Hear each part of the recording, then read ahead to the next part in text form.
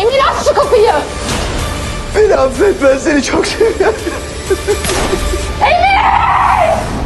Kızılcık Şerbeti yeni bölümünde Kıvılcım ve Ömer için başlayan zorlu sınavları gün geçtikçe daha da ağırlaşacak. Kıvılcım'ın yeni bebeğine alışmaması onları zor bir sürece sürükleyecek. Nursema aşk itirafı Asil'i derinden yaralayacak. Asil bu evliliğe engel olmak istese de başaramayacak. Nursema ve İlhami evliliği Asil'i derinden sarsacak.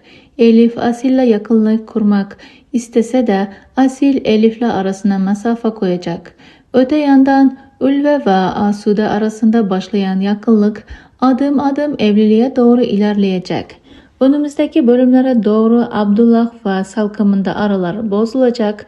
Salkım kızını alıp Emir ve Çimen'le yaşamak zorunda kalacak. Peki arkadaşlar, sizler yeni bölümlerden neler bekliyorsunuz? Düşüncelerinizi bizimle paylaşmayı ve kanalımıza abone olmayı unutmayın.